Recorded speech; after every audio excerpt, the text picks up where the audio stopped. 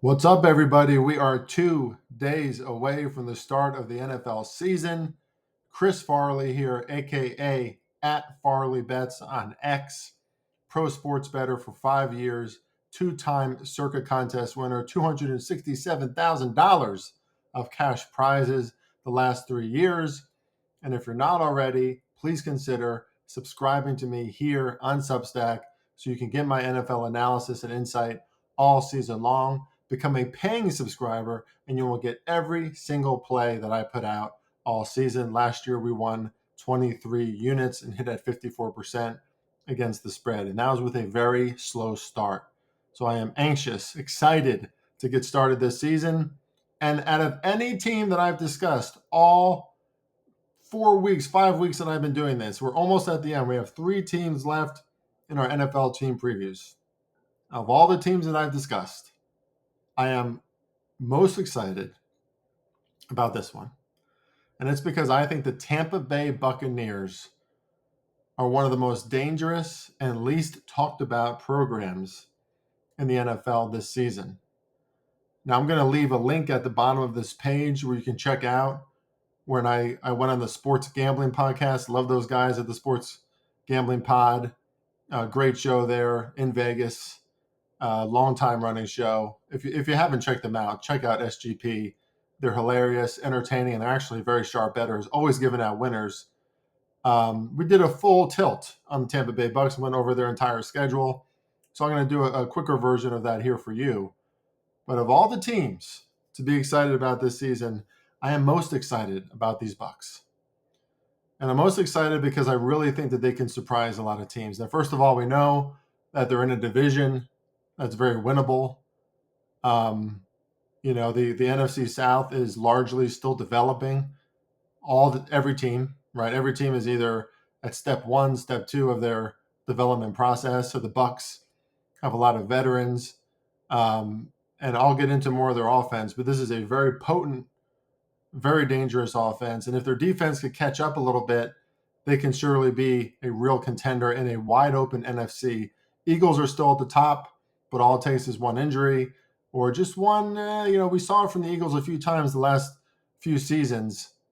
All it takes is one little disparity, right? Just one moment of knocking them off, and things could go awry. And the NFC in general is going to be out for the Eagles this season. This is a team that's beaten the Eagles before. They've beaten the Eagles in the playoffs before.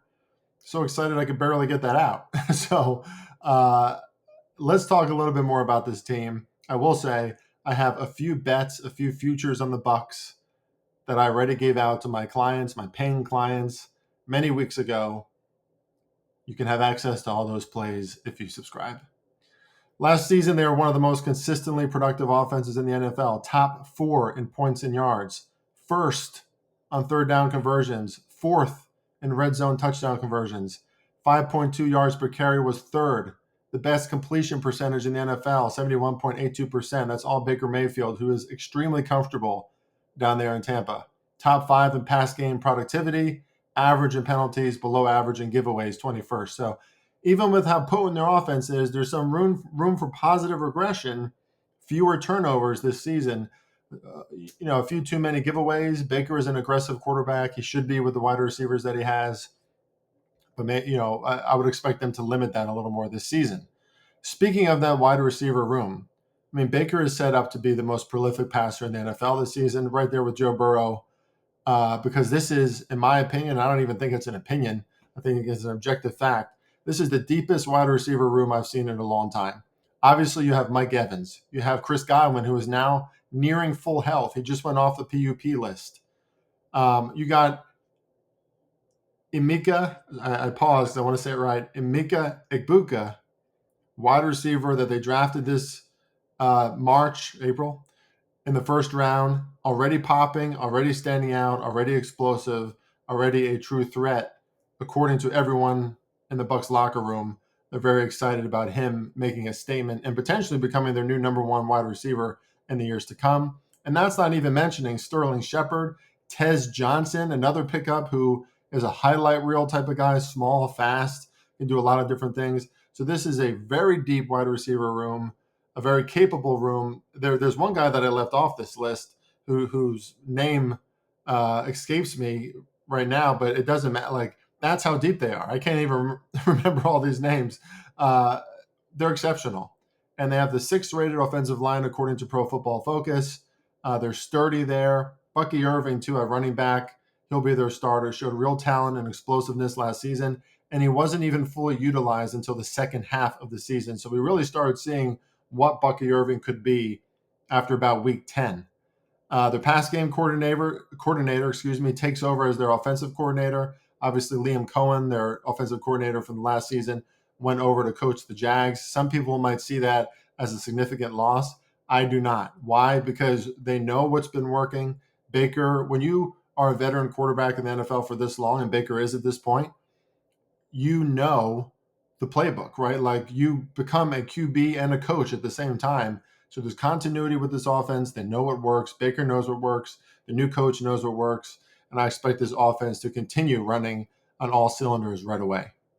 Average overall defense in 2024 in all the major categories. Top 9 in the red zone is something to note because that is what matters most. But generally terrible against the pass, except for yards per pass. They were 16th, so average. Too many penalties, not enough takeaways, 20th in takeaways. Solid against the run, though, 6th overall, which is something that they've been for a very long time. 21st in sacks, so they need some help there. But I will say, Todd Bowles, he still commands respect from coaches across the league. A defensive mind, a guy that coaches prepare for in sort of an extra way. We saw that in one of the Hard Knocks seasons recently. I forget who it was, but coaches just talking about the Bucs and how you have to prep for them.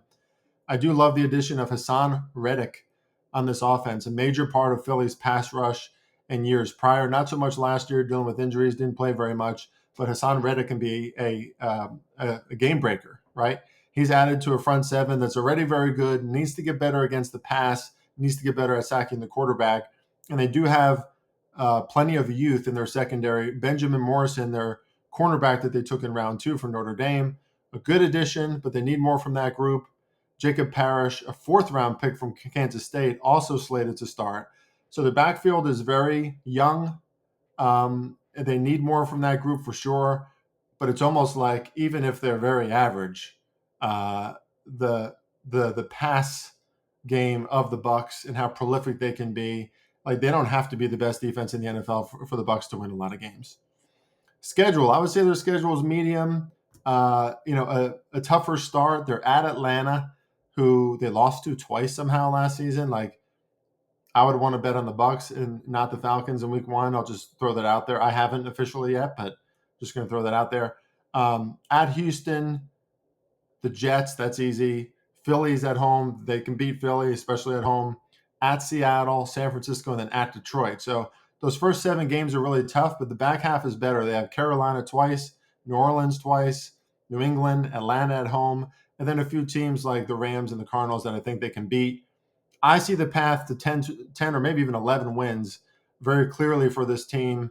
As long as Baker stays healthy, as long as they don't lose their depth that they have, even if they lost 1 or 2 guys in their wide receiver core, I think they'd be just fine. And especially if we see some improvement in that pass rush from a monster like Hassan Reddick, who can do that for them. They already have a solid front 4, but they just don't get to the passer very much. And Hassan Reddick brings that, like, really athletic, speed off the edge kind of talent. So it is what they need. I like this team. I like how they're set up. I give them a rating of 82, which is probably much higher than what most people would give based on my power ratings, but I don't care. I think this team is coming in the NFC. I think they're going to make a playoff run. I have more thoughts that would equate to me talking about the bets I have in this team, so I'm not going to do that on this particular episode because that's just for paying clients. But I'll say this, don't be surprised if the Tampa Bay Buccaneers make some noise in the 2025 NFL season. Don't be surprised if they're one of the top teams in the NFC. We have 2 teams left, the Titans and Commanders, and that will conclude our NFL team previews. Check back for that tomorrow, Wednesday, September 3rd, as we get ready for the start of the NFL season.